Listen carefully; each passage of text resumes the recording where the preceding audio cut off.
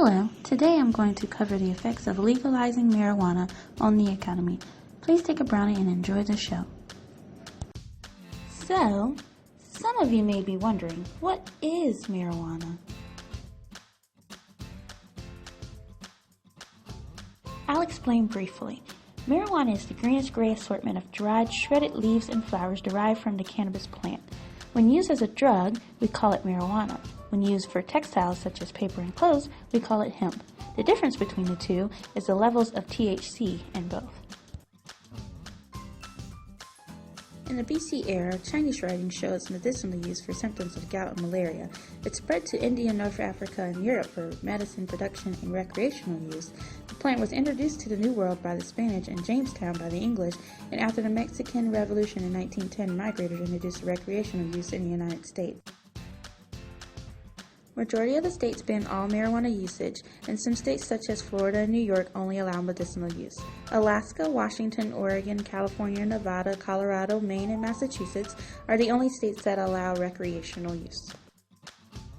Medical marijuana has been effective for patients with nerve pain, muscle spasms, nausea from cancer, appetite loss from HIV, and seizures from Crohn's disease.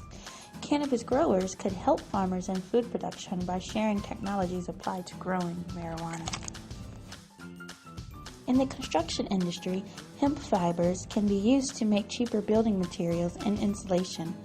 Hemp fibers can also be used for manufacturing goods such as textiles, paper, paints, plastics, and even cosmetics. Amusement parks are not the only attraction for tourists. Marijuana is bringing in revenue from out-of-state travelers who wish to smoke legally. To avoid the use of fossil fuels and to keep our corn for food supply, we can use hemp biofuel as an alternative energy source. We are now back from a quick smoke break, and we'll talk about who is against legalizing marijuana and why. The industries found to be against legalizing marijuana include pharmaceutical companies, police unions, private prisons and prison guard unions, drug cartels, and alcohol companies. Now let's dive into why these industries are against legalizing marijuana. Since the legalization of medical marijuana in some states, there has been a decrease in the amount of pharmaceutical drugs prescribed if those symptoms can be treated with marijuana. Many pharmaceutical companies have disclosed this threat with the SEC. They have also been donating thousands of dollars to anti-marijuana campaigns. This graph shows a decrease in quantity demanded for the pharmaceutical drugs with the legalization of medical marijuana. But the DEA mentioned reclassifying marijuana to be a Schedule II drug, giving Big Pharma more control over the substance with heavy regulation. But what would this do to the current industry operations? This is Tim, the scientist for this pharmaceutical company testing marijuana as a Schedule II drug. This is Amy, manager of the dispensary that will now be laying off John due to cutbacks for losing money. Now the dispensary has a smaller demand for labor and John is without a job while Big Pharma gets rich. Meet Greg, CEO of a beer company who told its investors that marijuana would adversely impact the demand of their product. Little does he know, Rachel loves to now drink beer whenever she smokes. They could be complementary. Now let's take a closer look at Greg's graph. Alcohol companies suspect that an increase in the demand and supply of marijuana due to it being legalized would decrease the quantity demanded for alcoholic beverages because they are both for recreational use. But this may not be the case. Greg is thinking of marijuana as a substitute to alcohol.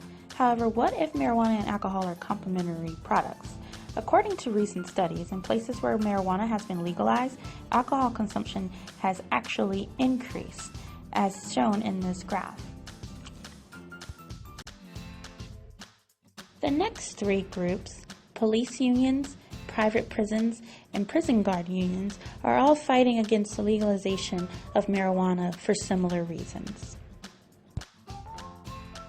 The war on drugs supplies heavy funding to law enforcement. Enormous government grants go towards police departments to fund drug enforcement.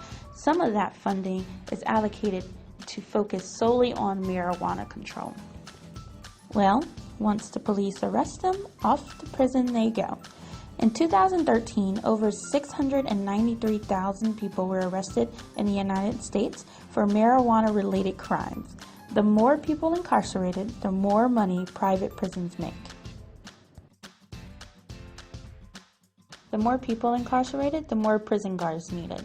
Imagine if those 693,000 people that were incarcerated for marijuana-related crimes were no longer in prison. The quantity demanded for prison guard labor would decrease, and the prison guard job security would be jeopardized. Now let's fly over to Mexico, where Peter has decided to buy from U.S. producers rather than Marie, the Mexican marijuana farmer. 30% of the drug cartel's revenue comes from marijuana sales, and now their profits are hurting. So Maria now can't feed her kid. Marie has a plan. Mexican drug cartels are adjusting to the shifts in the marketplace by distinguishing their products from others, targeting local consumers rather than U.S. buyers, and increasing activity in the other substances such as heroin and cocaine. Welcome back again. We needed a quick snack break after that smoke break and all the brownies were gone. We are finally going to discuss the supply and demand of legalized marijuana. With marijuana being illegal in some areas, the demand and supply are limited. With legalization of the drug, there may be a short-term increase in the demand. With this being still a developing industry, it is also hard for suppliers to find the equilibrium price. When legalized, there will be an immediate shift in demand and supply curves as more sellers enter the market and more consumers buy the product due to the risk of criminal charges being eliminated. Expert analysts suspect that the prices of medical marijuana in particular will increase as more patients and physicians become more concerned about the quality of the product.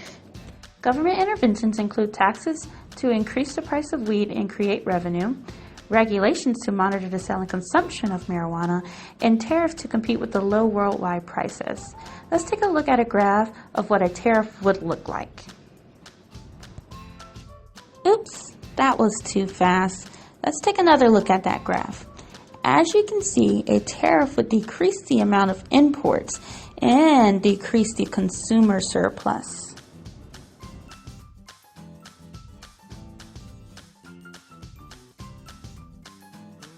There are a few social costs and benefits to legalizing marijuana, including careless behavior, energy consumption, performance lacking, medical advancements, alternative energy, and savings on drug war.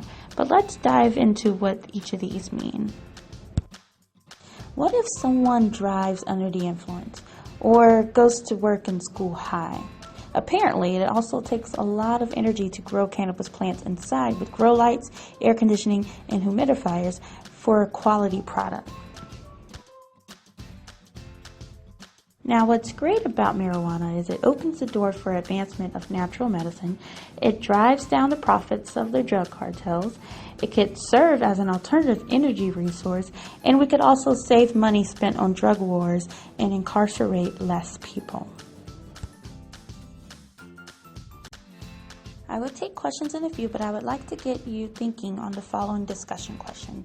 Do you think marijuana should be legalized for medical use only, recreational use only, for both medical and recreational, or not at all? And please explain why you think so in terms of the economy.